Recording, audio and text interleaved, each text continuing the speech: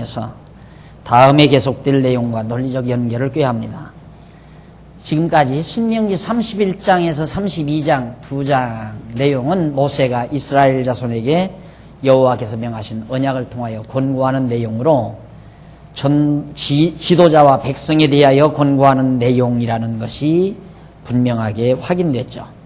그리고 이 내용은 율법의 1.1획이라도 없어지지 아니하고 다 이루시는 예수 그리스도께서 참 지도자가 되시며 택함을 받은 백성을 가르쳐 주심으로 그들로 하여금 하나님 여호와를 깨달아 알고 경외하며 섬기게 될 것에 대한 예표로서의 모형과 그림자다라는 얘기입니다. 그래서 결국 결론은 그거죠. 31장과 32장 내용도 결국 장차 오실 메시아에 대한 언약의 말씀이다 그 말이에요. 메시아, 즉 예수 그리스도에 대한 언약의 말씀이다. 그러니까 31장과 32장에 예수라는 말이 한마디도 없잖아요. 한마디도 없지만은 그 율법이라는 모든 내용들이 진짜 참 지도자이신 예수 그리스도에 대한 한 모형으로 그 율법을 지도해갈 지도자 모습이 참 지도자 되실 그리스도에 대한 모형으로 우리에게 비춰지면서 이런 구약적인 모든 모형적 내용은 장차 실체로 오실 그리스도에 대한 한 예표였다라는 얘기입니다. 그래서 그 밑에서 두 번째 중간에 보시면 그러므로 신약교회 성도는 참 지도자이신 예수 그리스도의 가르침을 통하여 하나님이 언약대로 이루시는 여호와이심을 깨달아 알고 경외하며 섬기게 되는 것이다. 이러한 언약들에 의한 권고는 모세가 광야에서 40년 동안 생활하면서 세대교체된 이스라엘 자손에게 재교육을 시키기 위하여 명하는 그런 내용입니다. 이를 위하여 모세는 세대교체된 이스라엘 자손에게 언약으로 권고하고 이어서 이제는 최후의 축복을 계속합니다. 이제는 마지막 모세가 죽기 위해서 백성들에게 축복하는 내용이 여기 나옵니다. 이 축복 내용이 굉장히 중요합니다. 왜냐하면 내용은 축복이지만 이것이 예언 성격을 지니고 있어요. 예언의 성격, 예언적 성격. 그러니까 그렇게 반드시 이루어질 것을 축복하는 건 그냥 요즘 뭐 인간들이 하는 축복처럼 새해도 복 많이 받으십시오 이 복 비는 거죠. 그럼 복 많이 받으란다고 복 많이 받아져요? 그게 아니고 그런 식의 축복이 아니라 이 축복은 반드시 그대로 이루어질 거예요. 그러니까 확정적인 거란 말입니다. 그러니까 그건 예언적 성격을 띠고 있는 거죠. 앞으로 그렇게 된다. 그런 얘기예요. 그래서 매우 또 중요하다. 물론 다 중요하죠. 말씀이 다 중요한데. 자, 그럼 보십시다. 33장에서 34장은 여호와 하나님께서 이스라엘 자손에게 거기 모세를 통하여 축복하게 하시는 섭리 내용인데 그 내용 가운데 33장은 모세가 이스라엘 각 지파별로 축복하는 내용이고 모세가 12지파 한 사람 하나하나를 놓고 각 지파를 놓고 각각 축복하는 내용이고 34장은 모세가 죽어 장사하고 그를 회고하는 내용으로 그렇게 엮어집니다. 이 34장이 이제 약간 문제성이 있죠. 얼른 보면 모세가 죽은 내용이 기록이 돼요. 죽어서 장사 지내는 내용까지 그렇게 기록이 돼요. 그래서 많은 학자들은 이게 어떻게 모세의 기록이냐. 어떻게 모세는 이미 죽었는데 자기가 죽은 이후의 일을 어떻게 기록하느냐. 이래가지고 이제 모세의 기록이 아니다라고 이렇게 주장하는 사람도 있고 이 부분만은 누군가가 또 써서 삽입했다고 이렇게 주장하는 사람도 있어요. 우리 한번 관심 가지고 계속해서 살펴보십시다. 그러니까 33장은 12지파 각 지파에게 모세가 축복하는 내용이고 34장은 모세가 죽어 장사된 이후에 회고하는 그런 내용들로 그렇게 엮어져 있다. 넘어가서 33장 밑에서 세 번째 양쪽 가로 1번 백성들에 대한 축복 내용이 나오는데 거기 보면 이제 모세는 먼저 여호와를 찬양한 다음에 루벤에게 축복하고 이어서 유다와 레위에게 축복을 합니다. 그리고 베냐민과 요셉을 축복하고 이어서 스불론과 이사갈 각 12지파에게 축복하는 내용이 차례로 다 이어져요. 자, 그럼 내려가서 77페이지 중간 33장 1절로 6절에 보면 율법을 찬양하고 루벤이 수가 많기를 축복하는 내용입니다. 율법을 찬양을 해요. 하나님의 사람 모세가 죽기 전에 이스라엘 자손을 위하여 축복함이 이러하니라. 일러스되 여호와께서 시내에서 오시고 세일산에서 일어나시고 바란산에서 비추시고 1만 성도 가운데 강림하셨고 그 오른손에는 불같은 율법이 있도다. 여호와께서 백성을 사랑하시나니 모든 성도가 그 수중에 있으며 주의 발 아래에 앉아서 주의 말씀을 받는도다. 율법, 하나님께서 나타나셔서 율법 준 것을 찬양한 다음에 4절, 모세가 우리에게 율법을 명하였으니 곧 야곱 총회의 기업이로다. 율법이 야곱 총회의 기업. 야곱의 총회란 말은 이스라엘 민족을 말하는 거죠. 그러니까 이스라엘 백성들의 기업이 뭐냐? 율법이다 이거예요. 엄청난 거 아니에요? 기업이 율법이다 그러니까. 왜 그러느냐면 율법을 그들이 잃어버리게 되면, 율법을 배반하거나 불순종하거나 잊어버리게 되면 결국 여호와 하나님을 잊어버리는 결과가 되기 때문이죠. 율법 자체가 소중한 게 아니에요. 율법은 눈에 보이지 아니하는 여호와 하나님을 잊어버리지 않게 하는 아주 중요한 방편이에요. 그렇기 때문에 율법을 잊어버리면 하나님 여호와를 잊어버리는 거예요. 애굽 땅 종되었던 집에서 인도하여내신 하나님 여호와를. 그러니까 결국 이스라엘 민족의 그 근저, 다시 말해서 이스라엘 민족이 이루어지도록 섭리하신 주권자가 여호와 하나님이신데 가장 중요한 하나님 여호와를 그 민족이 잊어버려서 되겠어요? 하나님 여호와를 잊어버리면 그 민족을 잃어버리는 것과 똑같은 거죠. 그 민족은 하나님 여호와의 주권적 섭리하에 있기 때문에. 그래서 이스라엘 백성에게는 하나님 여호와가 그만큼 소중한 존재이기 때문에 그 여호와 하나님을 잊지 않기 위해서 모세를 통해서 율법을 준 거란 말입니다.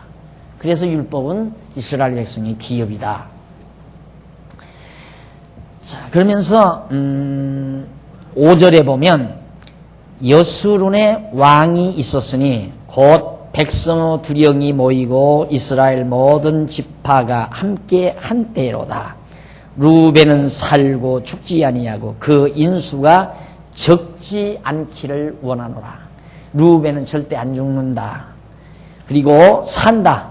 살고 죽지 않으며 그 백성의 수가 아주 많다 이 말이야. 많아지기를 원한다. 적지 않기를 원한다. 라고 그렇게 예언을 합니다. 그런데 거기 이제 보면은 바로 그 1절로 4절에 보면 밑에서 7째 줄 모세가 먼저 여호와의 명하신 율법을 찬양하는 내용인데 모세는 오른손에 불같은 율법을 가지신 여호와께서라고 말해요. 시내산에서 1만 성도 가운데 강림하셨다고 그렇게 말씀합니다. 이 불같은 율법은 두렵고 위험 있는 율법, 아주 두렵기도 하고 위험 있는 율법을 불같은 율법이라고 그렇게 지칭을 한다. 그 다음에 이제 넘어가서 5절에 보면 그 78페이지 위에서 7째 줄 5절은 모세가 백성의 두령이 모이고 이스라엘 지파가 함께 할 때에 여수룬의 왕이 있었다고 하는 내용입니다. 그 여수룬은 이스라엘에 대한 상징적인 인물이에요.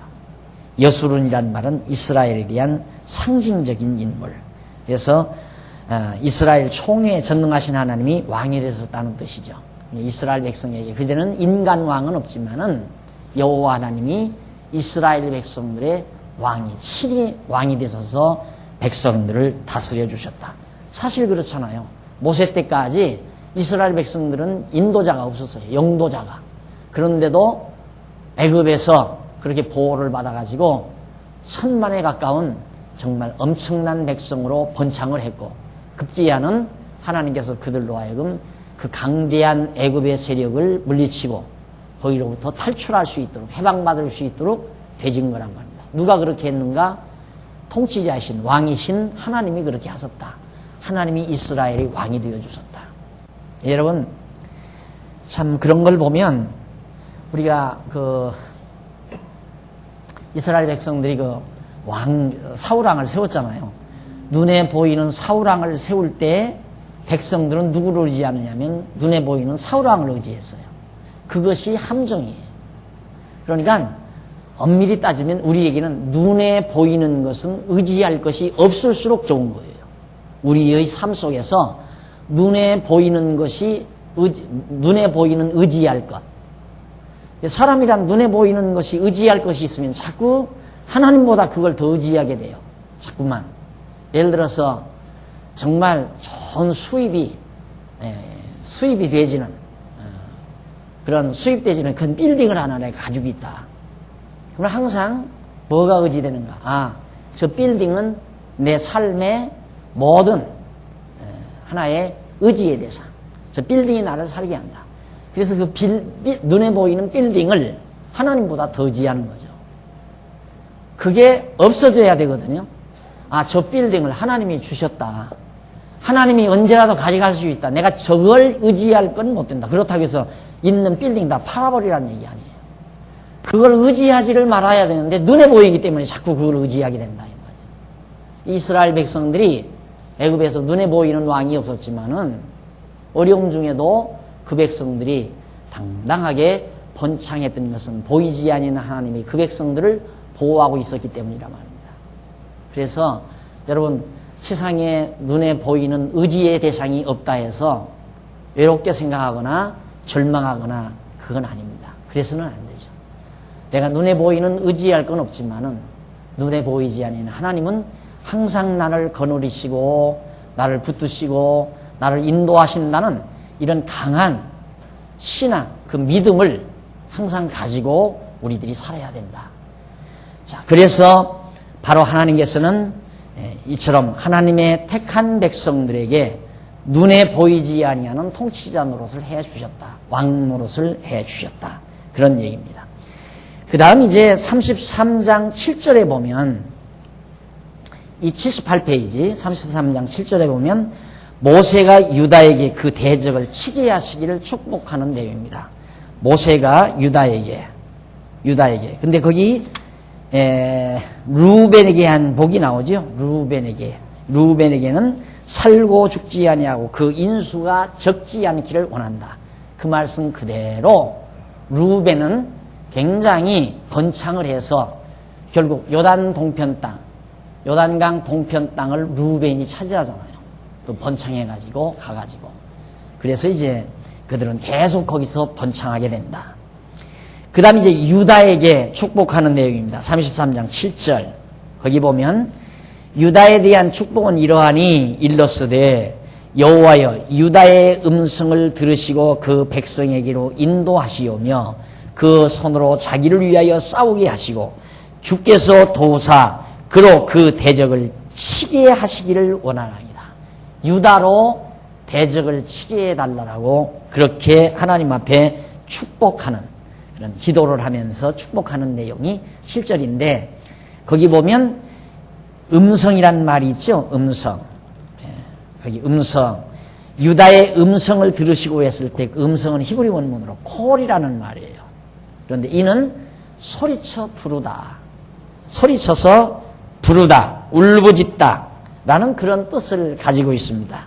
그러니까 유다의 부르짖음을, 유다의 소리침을, 유다의 울부짖음을 들으시고 하나님께서 들어달라. 그래서 유다로 하여금 대적을 치게 해달라. 그대로 진짜 유다 지파가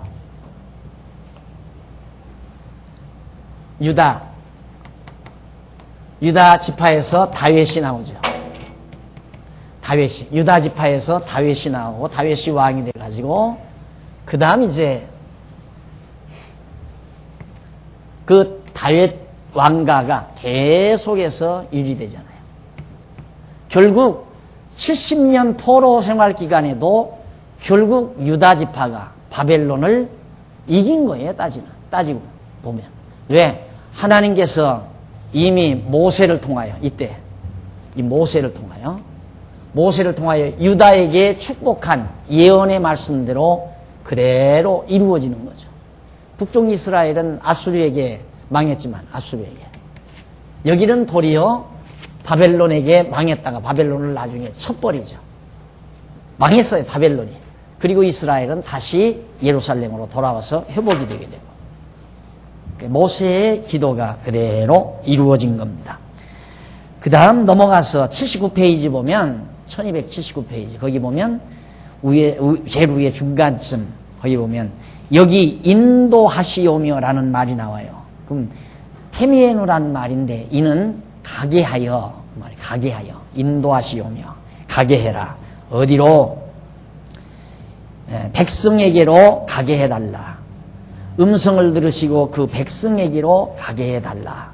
유다의 음성을 듣고 그런 얘기예요. 그래서 백성에게로 인도하시오며 라는 말은 그 백성에게로 가게 하여라는 말로 이해되어야 하는데 7절 내용은 뭔 내용이냐? 여호와께서 유다의 부르짖음을 들으시고 그를 그 백성에게로 가게 하여 그 자신으로 싸우도록 주께서 도우소서 그로 대적을 치게 해달라.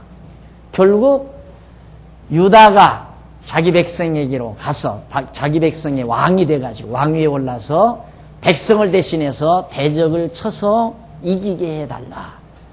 그 기도가 그대로 역사 속에서 이루어진 사실.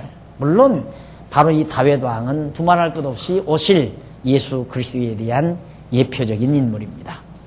그 다음 33장 8절로 11절은 모세가 레위에게 재산을 풍족하게 하시기를 축복합니다. 레위 자손의 재산이 좀 풍족하게 해달라. 8절 보십시다. 레위에 대하여는 일렀으되 주의 둠님과 우림이 주의 경건한 자에게 있도다. 주께서 그를 마사에서 시험하시고 무리와 물가에서 그와 다투셨도다. 그는 그 부모에게 대하여 이르기를 내가 그들을 보지 못하였다 하며 그 형제를 인정치 아니하며 그 자녀를 알지 아니한 것은 주의 말씀을 준행하고 주의 언약을 지킴을 인함이로다. 주의 법도를 야곱에게 주의 율법을 이스라엘에게 가르치며 주 앞에 분향하고 온전한 번제를 주의 단 위에 드리리로다. 여호와여 그 재산을 풍족케 하시고 그 손의 일을 받으소서. 그를 대적하여 일어나는 자와 미워하는 자의 허리를 꺾으사 다시 일어나지 못하게 하옵소서. 레위 자손을 철저히 보호해 주시라는 당부입니다. 그런데 거기 8절에 보면 둠밈과 우림이라는 말이 나오죠.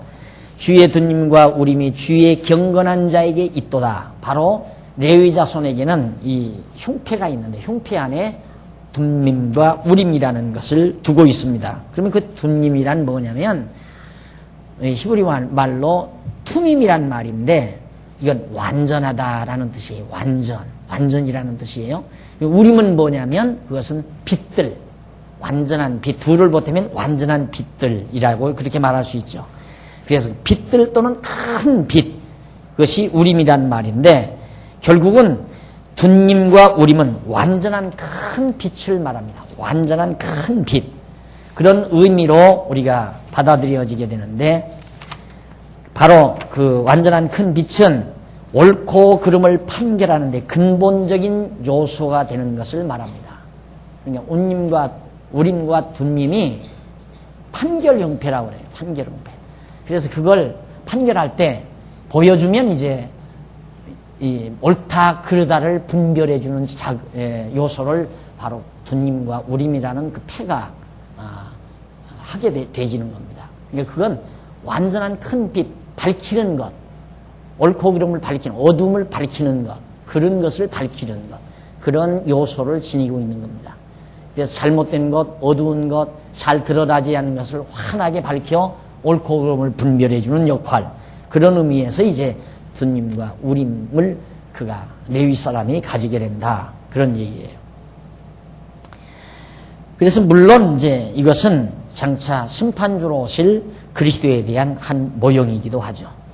그 다음 10절로 11절에 보면 10절로 11절 80페이지 거기에 보면 모세가 여호와께서 레위에게 맡기시는 임무와 장차 베푸어 주실 복을 말입니다.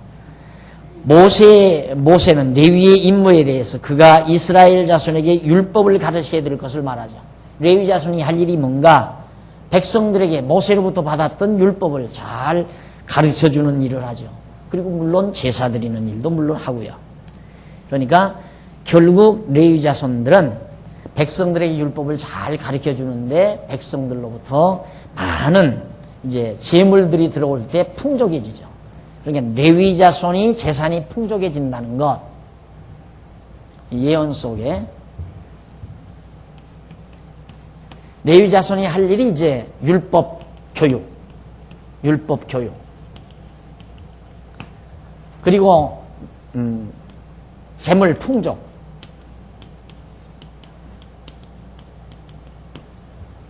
레위 자손들이 율법을 교육시키는 사명을 가지고 있는데 재물이 풍족해진다. 그럼 하나님께서 레위 자손에게 재물이 풍족해지기를 원하는 것은 왜? 율법을 백성들에게 잘 가르쳐주면 백성들이 하나님 여호와를 잊어버리지 않고 잘 경외하게 되죠. 이방신 섬기지 않고 우상 섬기지 않고 하나님 여호와를 잘 경외하게 되니까 하나님께서는 가나안 땅에 비와 늦은 비와 이른 비와 늦은 비를 골고루 잘 내리셔서 풍년이 들게 할 거 아니에요. 그럼 풍년이 들게 되면 백성들은 10의 1조를 레위 자손들에게 가져가죠. 그럼 많아질 거 아니에요, 11조가. 이게 그걸 말하는 거예요. 이게 레위 자손이 율법 교육을 백성들에게 잘 지키게 되면 레위 자손들의 재물도 풍족하게 돼 있다. 당연히 풀밭이 좋으면 양떼들도 풀을 잘 듣고 새끼를 번식해서 많은 새끼를 번식하게 되고 곡출도 많이 내게 되고 과일도 많이 맺어지게 되고 그래서 레위 자손의 재물도 풍족하도록 되어져 있는 것이다. 바로 이 상관관계가 있는 거죠. 그 다음 이제 넘어가서 81페이지 보면 33장 12절 모세가 베냐민에게 완전히 거하게 하시기를 안전히 거하게 하시기를 원합니다. 베냐민이 안전히 거하게 한다. 12절 베냐민의 대하이는 일러스되 여호와의 사랑을 입은 자는 그 곁에 안전히 거하리로다. 여호와께서 그를 날이 맞도록 보호하시고 그로 자기 어깨 사이에 처하게 하시리로다. 재미난 것은 베냐민이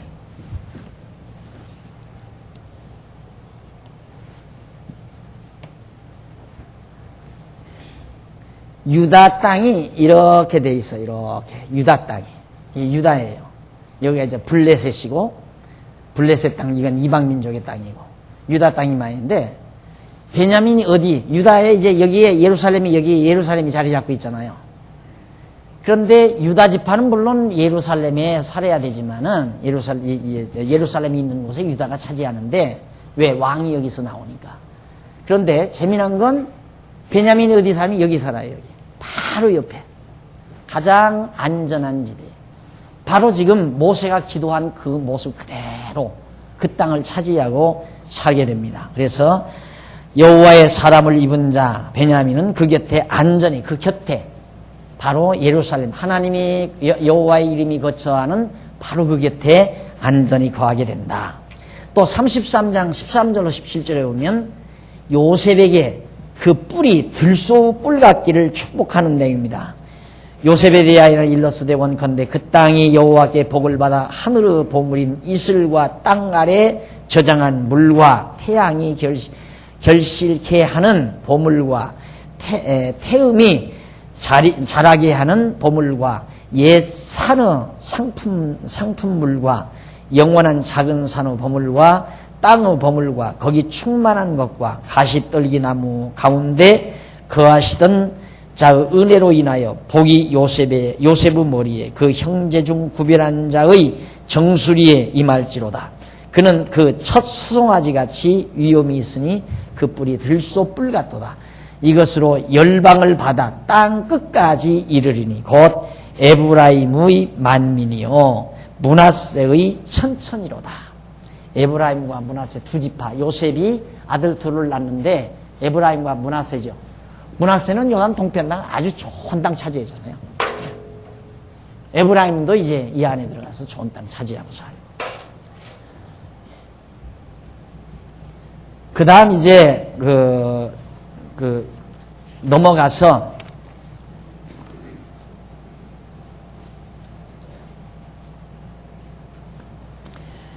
33장 18절로 19절 82절에 보면 82페이지에 보면 모세가 수불론과 이스라엘에게 풍부할 걸 약속해요. 수불론 지파, 이사갈 지파에게. 그래서 스불론에 대하여는 일렀으되 스불론이여 너는 나감을 기뻐하라. 이사갈이여 너는 장막에 있음을 즐거워하라. 그들이 열국 백성을 불러 산에 이르게 하고 거기서 의로운 제사를 드릴 것이며 바다의 풍부한 것 모래에 감추인 보배를 흡수하리로다. 역시 이들에게 베푼 모세의 축복도 바로 83페이지에 보면 잘 나타나죠. 두 번째 줄 앞부분 보세요. 83페이지 위에서 두 번째 줄. 모세는 스불론에게 나감을 기뻐하라는 것은 그가 해변에 있는 땅을 기업으로 받아 살게 되기 때문에 외국과 무역을 하며 살게 될 것을 기뻐하죠. 그 내용은 자세히 노트를 제가 해드렸습니다. 일일이 여러분들이 시간 있으면 보시면 모세가 축복한 그대로 이루어지고 있다는 거. 그래서 또 거기 밑에서 위에서부터 여덟째 줄 앞부분에 보시면 그리고 19절에 열국 백성이라는 말 나오죠. 열국 백성은 아밈이라고 하는데 이는 아밈이라는 말인데 이는 열국 백성이 아니라 백성들, 백성들. 번역이 잘못된 거죠. 열국 백성이 아니라 백성들. 그래서 19절은 모세가 스불론과 이사갈이 풍성한 해산물을 수확하게 되므로 그 백성들을 성소가 있는 거룩한 산으로 인도한다. 스불론이 풍성한 해변에서 풍성한 걸 거두어 가지고 바로 성전을 향해서 백성들이 열국 백성이 모으는 게 아니라 이 백성들이 예루살렘으로 그 예물을 가지고 돌아오게 된다. 가게 한다. 그런 얘기예요. 하나님 여호와 잘 경외한다는 얘기입니다. 그 다음 20절로 21절 모세가 가세에게 공의와 법을 행할 것을 축복하는 내용이에요. 가세에 대하여는 일러스되 갓을 광대케 하사 하시는 자에게 찬송을 부를지어다. 갓이 암사자같이 엎드리고 팔과 정수리를 찢는도다. 그가 자기를 위하여 먼저 기업을 택하였으니 곧 법세운 자의 분깃으로 예비된 것이로다. 그가 백성의 두려움과 함께 와서 여호와의 공의와 이스라엘과 세우신 법도를 행하도다. 자, 거기 보면 이제 밑에서부터 네 번째 줄 뒷부분에 보면 모세는 가세에게 다른 형제와 같이 요단을 건너 들어가 가나안 족속을 쳐서 멸한 후에 요단 동편에 있는 땅으로 돌아와 기업을 얻으라고 그렇게 명하였습니다. 그런데 갓이 모세가 명한 법대로 순종할 것을 서약한 사건이 민수기 32장에 나오죠. 그래서 갓은 모세에게 서약한 대로 순종해서 여기 갓 지파가 이쪽 동편 땅 차지했잖아요. 갔다가 이 땅 점령해 주고 형제들에게 점령해 주고 돌아와서 이 땅 차지해라. 모세가 예언한 대로 그 축복해 준 대로 그 갓 자손들이 그대로 해왔다는 사실입니다. 그 다음 22절 모세가 단에게 뛰어오는 사자새끼라고. 모세가 단지파에게는 너는 뛰어오는 사자새끼 같다. 22절 보세요. 단에 대하여는 일렀을 때 단은 바산에서 뛰어오는 사자새끼로다 했어요. 이건 역시 물론 전쟁을 통하여 기업을 얻게 될 것을 예언한 내용이죠. 일찍이 야곱도 단이 전쟁에서 승리하게 될 것을 예언한 바 창세기에서 야곱이 예언한 것이나 모세가 예언한 것이 맞아떨어진 겁니다. 그 다음 23절은 납달리에게 한 것인데 남방을 얻을 것을 말해주죠. 남쪽 땅을 납달리가 얻게 될 것. 납달리에 대해서 말했는데 남쪽 땅 얻는다고 했는데 거기 보면 갈릴리 호수 서쪽과 남쪽을 기업으로 갈릴리 호수라는 게 여기 있습니다. 이 갈릴리 호수인데 남쪽과 서쪽 이쪽을 바로 그들이 차지해서 얻게 됐습니다. 그 다음 이제 아셀 24절로 25절 아셀의 다자함과 능력이 있을 것을 추구합니다. 자손들이 많을 것과 능력이 있을 것. 그대로 그들 역시 이루어졌고요. 그 다음 이제 결론적으로 85페이지 26절로 29절 보면 모세가 결론적으로 이스라엘 모든 백성에게 축복을 합니다. 여수론이여 이스라엘의 칭이라고 그랬어요. 하나님 같은 자 없도다. 그가 너를 도우시려고 하늘을 타시고 궁창에서 위엄을 나타내시는도다. 영원하신 하나님이 너의 처소가 되시나니 그 영원하신 팔이 네 아래에 있도다. 그가 네 앞에서 대적을 쫓으시며 멸하라 하시도다. 이스라엘이 완전히 거하여 야고보 셈은 곡식과 새 포도주의 땅에 홀로 있나니 곧 그의 하늘이 이슬을 내리는 곳이로다. 이스라엘이여 너는 행복자로다. 여호와의 구원을 너같이 얻은 백성이 누구뇨? 그는 너를 덮는 방패시요 너의 영광의 칼이시로다. 네 대적이 네게 복종하리니 네가 그들의 높은 곳을 밟으리로다.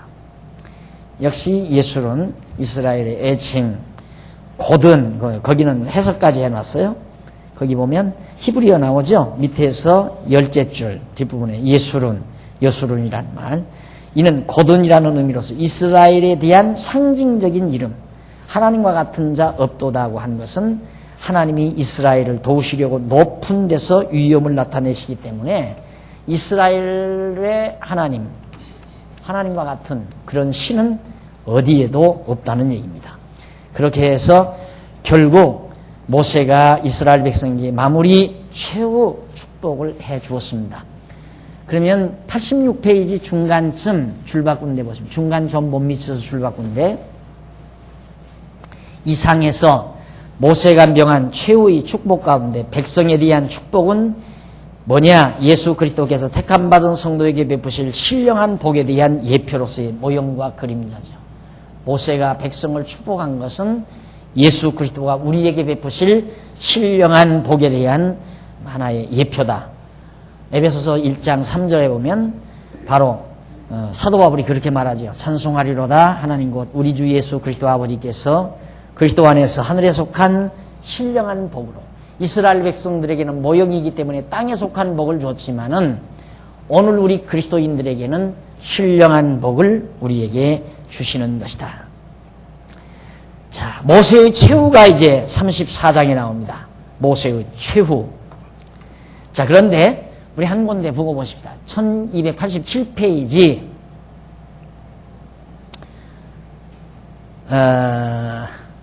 1237페이지 위에서 세 번째 줄 앞부분.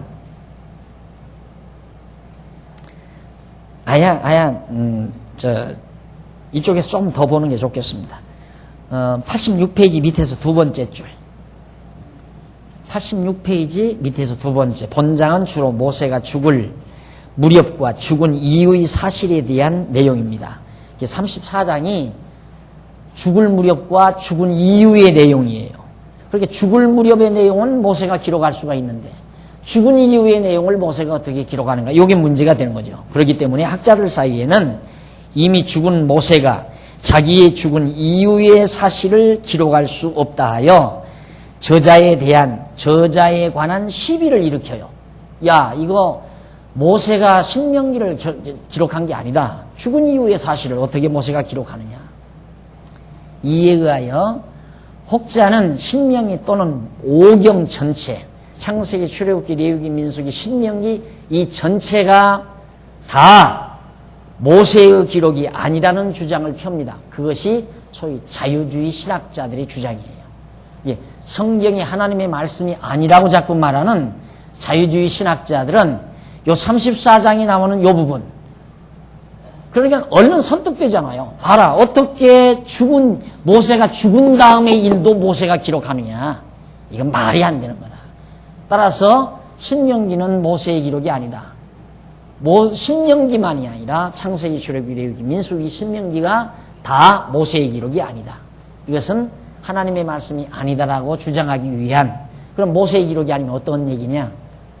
그저 여기저기 흩어져 돌아다니는 문서 조각들을 어떻게 주엄주엄 이렇게 주워서 편집해 놓은 것이다. 이렇게 주장하는 사람들. 그게 자유주의 신학자들의 이론입니다. 그러면 이에 대해서 그러나 한 가지 분명한 것은 신명기 33장까지의 내용과 34장이 서로 그 성질이 다르다는 것이다. 그 사람들은 아주 성질이 33장과 34장 성질이 확 다르잖아요. 죽음에 대한 얘기고 앞부분은 이제 축복에 대한 얘기고 33장까지의 내용은 비교적 교훈적인 성질을 띠고 있으나 34장은 주로 역사적 성질을 띠고 있죠.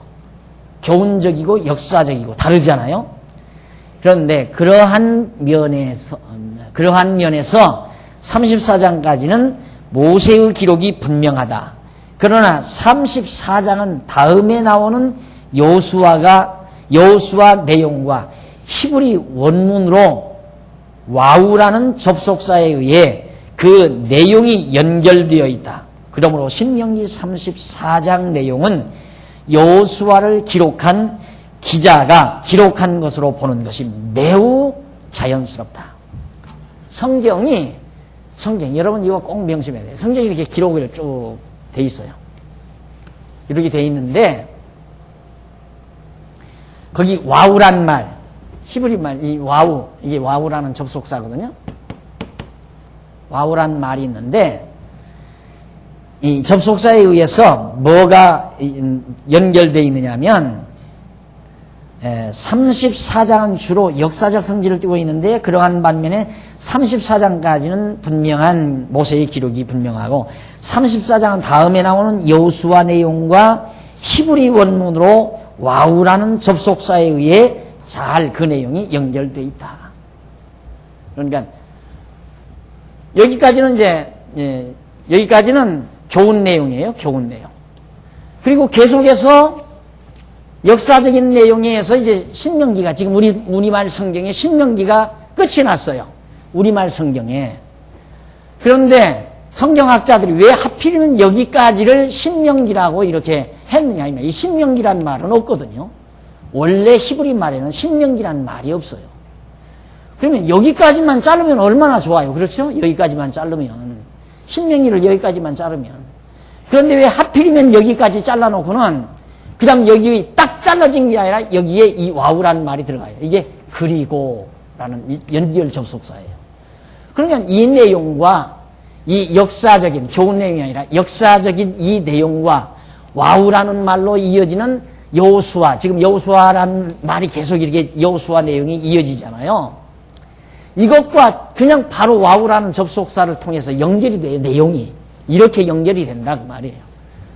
그러니까 날더러 자르라면 이렇게 자르지 왜 하필이면 여기까지 집어넣어가지고 여호수아가 기록한 것을 모세가 기록한 곳에다가 이어놓아가지고 왜 그렇게 말싸움을 붙이느냐 이 말이에요. 신명기라는 게 아야 모세가 신명기라고 해놓고 딱 했으면 모르지만 여기까지 교훈까지 모세의 이 말이 다 끝났어요. 이게 다. 그리고는 이후부터는 여호수아가 기록한 거예요. 여호수아. 이것이 가장 건전한 시각이에요. 건전한 시각. 그러니까 생각해보면 아무것도 아닌 것 가지고 저걸 문제서 이게 이제 과거 과거 성경 연구가들이 만들어 놓은 거거든요. 이만큼을 신명기라고 하자 이렇게 잘라놓은 거란 말입니다.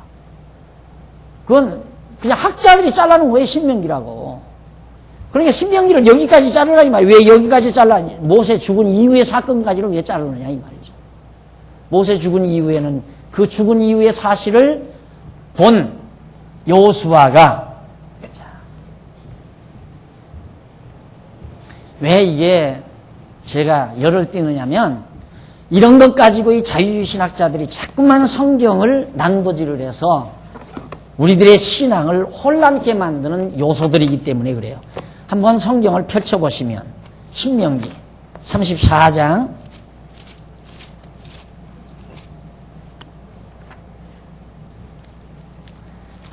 34장 거기 보면 모세가 모압 평지에서 느보산에 올라 여리고 맞은편 비스가산 꼭대기에 이르며 여호와께서 길르앗 온 땅을 단까지 보이시고 또 납달리와 에브라임과 므낫세와 등등 다 소알까지 보이시고 4절 여호와께서 그에게 이르시되 이는 내가 아브라함과 이삭과 야곱에게 맹세하여 그 후손에게 주리라 한 땅이라 내가 네 눈으로 보게 하였거니와 너는 그리로 건너가지 못하리라 하시매 이에 여호와의 종 모세가 여호와의 말씀대로 모압 땅에서 죽어 벳부올 맞은편 모압 땅에 있는 골짜기에 장사되었고, 자, 이게 모세가 기록할 수 없잖아요.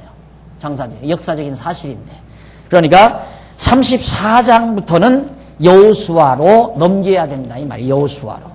그래서 마지막에 34장 12절에 보세요. 모든 큰 권능과 위엄을 행하게 하심에 온 이스라엘 목전에서 그것을 행한 자더라.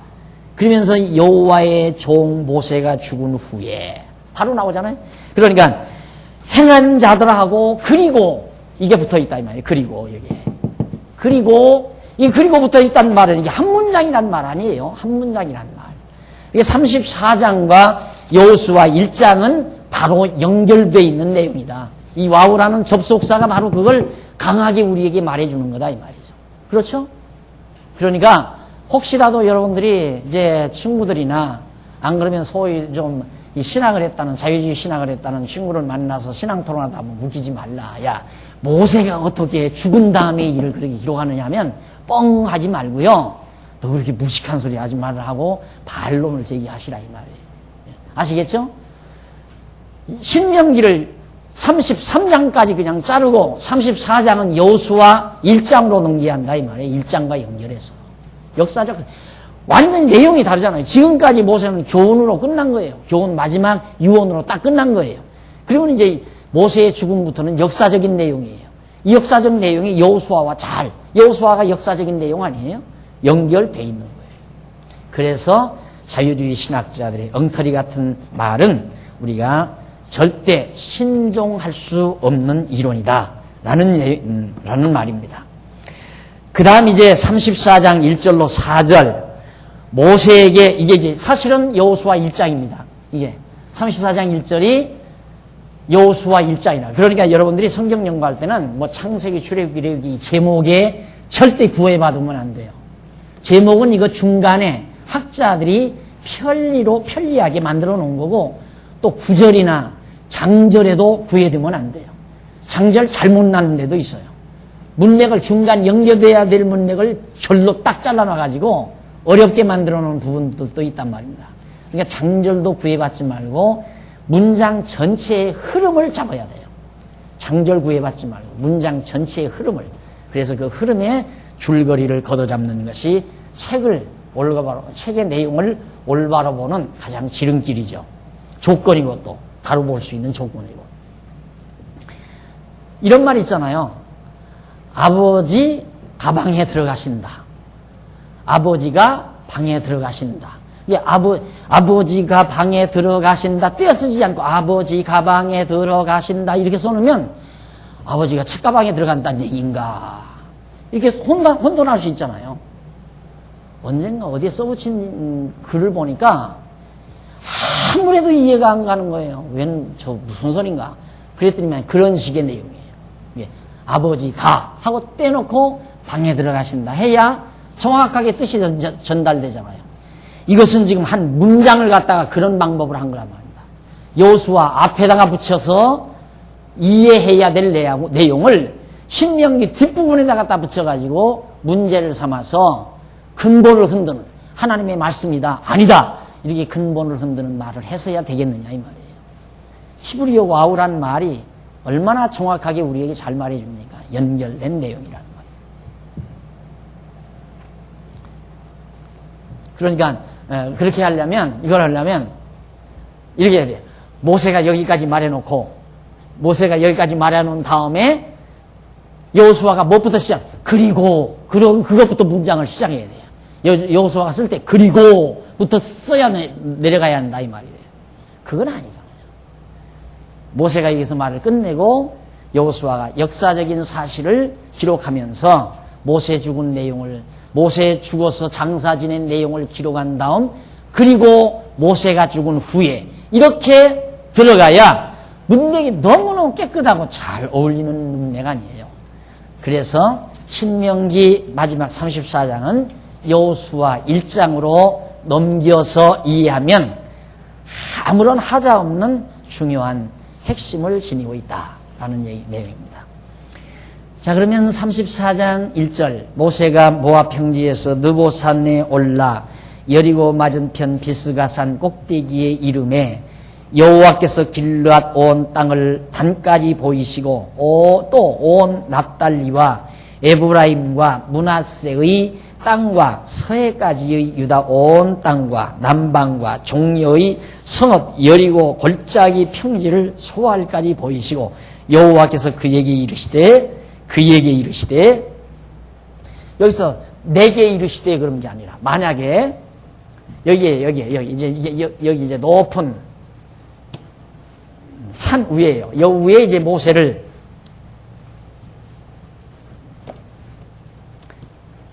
여기 산 위에 이제 모세가 이렇게 이제 자리하고 섰어요. 서서 여기 다 바라보게 했다 이거예요. 높은 데서니까 많이 보일 거 아니에요. 여기 이제 남산 올라가면 날 맑다면 좀 인천까지 다 보이듯이 보여줬단 말입니다. 그런데 여기 기록에 보면 그에게라고 그래요. 그에게.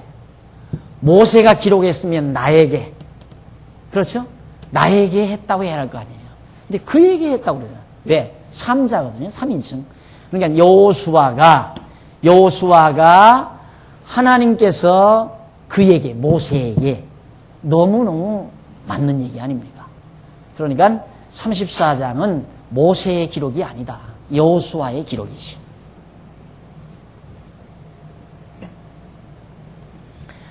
그래서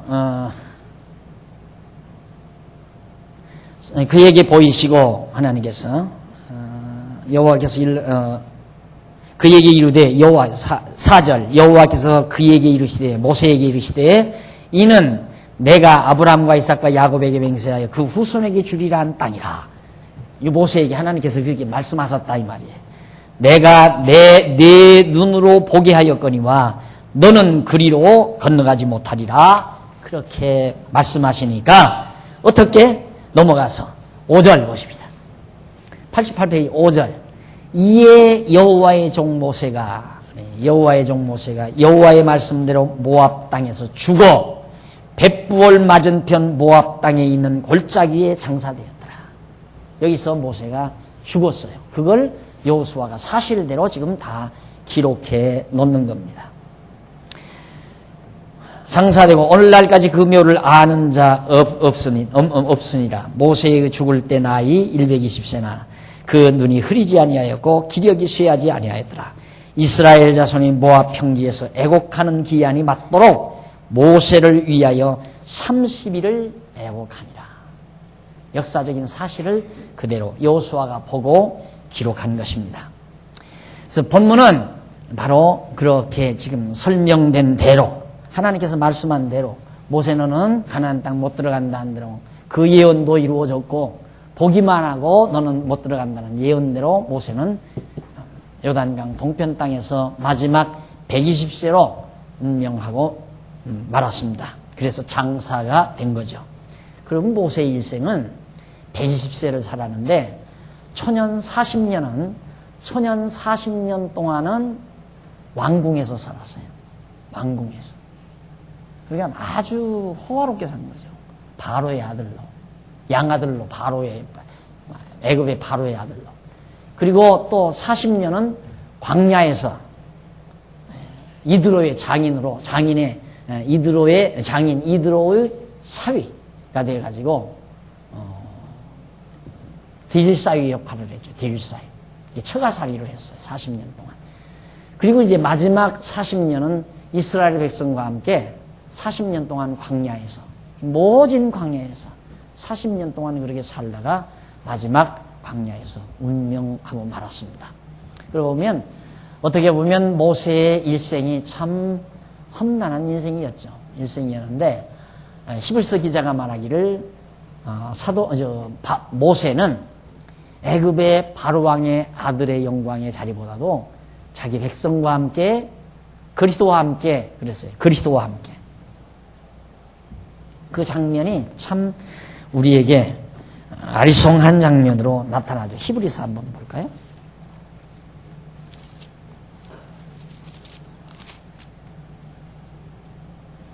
히브리서에 보면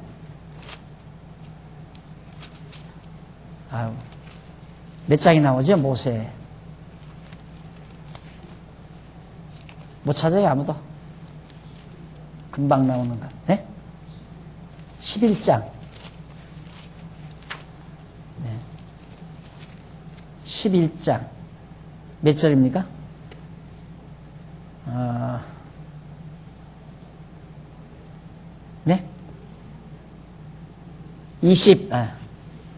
29절?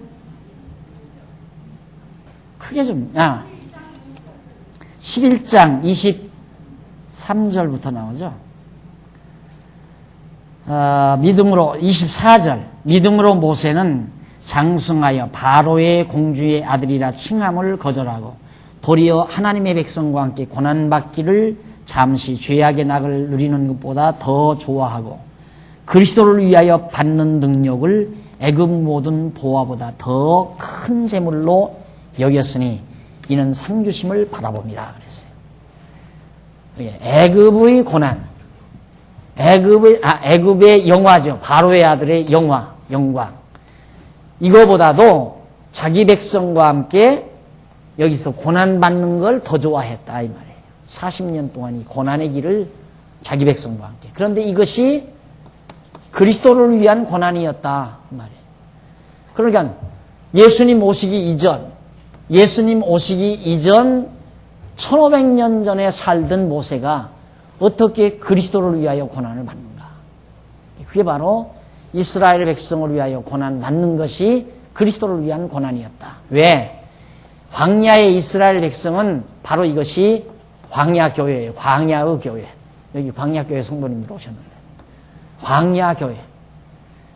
이스라엘 백성들이 광야 40년 동안 지나는 이때 이게 교회란 말입니다. 구약시대의 교회. 그러니까 이게 교회는 그리스도의 몸된 몸 아니에요. 그리스도의 몸.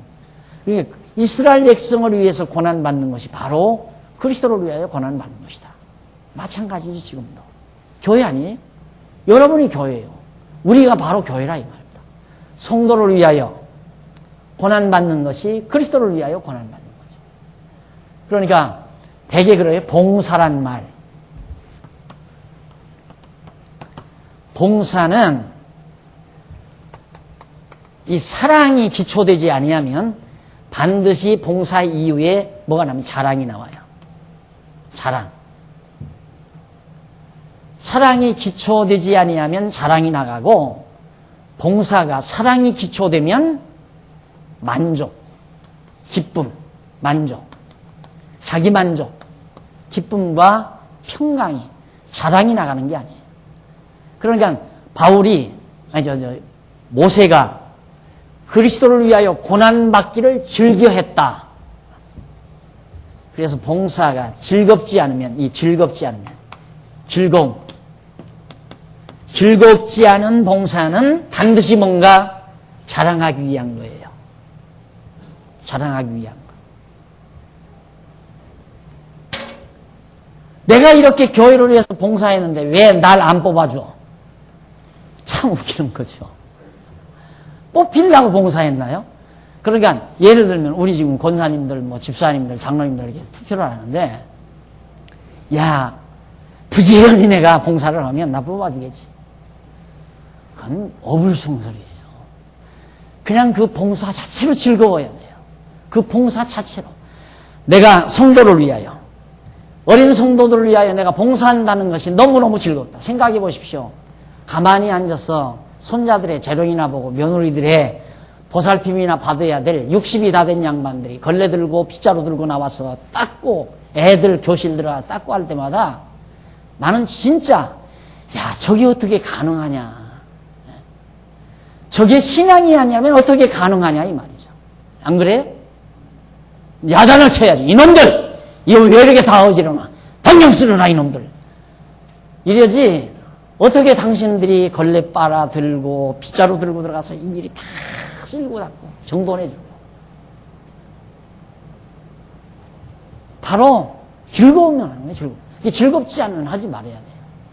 즐겁지 않게 봉사하는 사람, 그건 자기 자랑을 위해서, 자기 업적으로 위해서, 자기 공적 드러내려고. 그건 사랑이 기반된 게 아니에요. 모세가 광야에서 40년 동안 고난 받는 것이 애굽의 왕자로 사는 것보다 더 좋았다 그 말이에요. 그래서 했다 이 말이에요. 봉사는 즐거운 거예요. 그래서 즐겁지 않으면 하지 말라. 즐겁지 않으면. 땀 흘려 봉사하는 것도, 돈 벌어서 연보하는 것도 즐겁지 않으면 하지 말라 이 말이에요.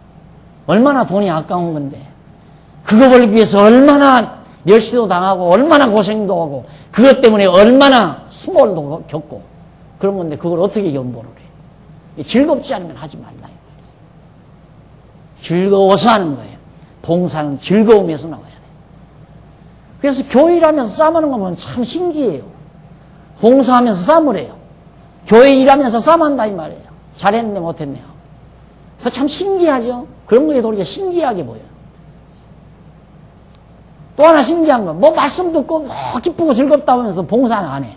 그것도 또 신기한 일이고. 참 신기한 것 중에 별별 신기한 게 많아. 차라리 깨달았다고 하지를 말든가. 말씀 듣고 나니까 기쁘고 편안하고 즐겁고 그 말을 하지 말든가.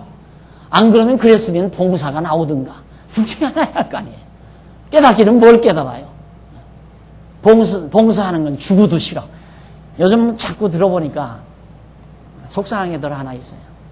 진짜 여전도의 총연합회 사무실에 가보면 여전도에 하는 일이 굉장히 많아요. 큰 행사만 1년에 한 40여 가지가 되더라고요. 그 40여 가지가 되는 큰 행사 봉사를 여전도에서 다 하게 되는데 14여전도에서 그걸 이제 다 분할해서 가져간다는 거예요. 이렇게 총여전도연합회에서 이제 모여가지고 회의를 해서 그걸 다 분할해 준다는, 이건 어느 부서가 적당하다 어느 부서 이렇게 분할을 해 주는데 다 기쁨으로 가져가는 부서도 있고 안 가져가려고 하는 부서가 있는데 왜 안 가져가냐? 이거 가지고 갔다가는 나는 죽어요 그런데요. 그러면 이제 실행위원장이 그걸 가지고 이제 자기 연합회로 갈 거 아니에요. 연합회로 가면 이제 거기 또 속회 실행위원들이 다 모였을 거야, 회장들이. 그럼 나 안 할래. 그거 왜 맡아왔어? 당신 혼자 해. 이렇게 나오면 죽는 거죠. 그러니까 안 가져가려고 한다는 거예요. 그럼 주지 말라고 그랬어요. 주지 말고 시키지 말아라 제발. 왜 안 가져가려고 하는 걸 억지로 주느냐 이 말이에요. 주지 말아요. 안 하는 사람 절대 시키지 말아라. 제 주장이 그거예요. 기쁘지 않으면 하지 말라 이 말이에요. 뭐든지 교회 일, 어떤 일도 즐거우면 하고 즐겁지 않으면 하지 말라. 모세 보세요. 즐거우니까 했다 이 말이에요. 바로 왕궁에서 왕자 노릇하는 것보다 내 백성과 고생을 같이 하는 게 좋아서 했다 이 말이에요. 그게 즐거워서. 그래서 오늘 모세가 우리에게 주는 34장에서 주는 중요한 모세의 죽음이 말해주는 중요한 의미이기도 합니다. 이 부분 다음 시간 계속해서 여러분과 함께 상고하도록 하고 오늘 강의 여기서 마무리 짓습니다. 기도하십시다. 전능하신 하나님 아버지, 은혜를 진심으로 감사드립니다. 오늘 또 신명기 마지막 부분을 통하여 하나님 살아계셔서 이스라엘 민족의 역사를 주관하시고 또한 이스라엘 백성들로 하여금 여호와 하나님을 잊어버리지 않고 경외하며 섬기게 하시려고 노래를 지어 부르게 하시고 모세로 하여금 마무리 교훈을 할 수 있도록 섭리하신 하나님의 놀라운 사랑을 저희들이 다시 한번 깨달았습니다. 오늘 우리에게는 모세보다도 우월하신 예수 그리스도가 우리에게 있습니다.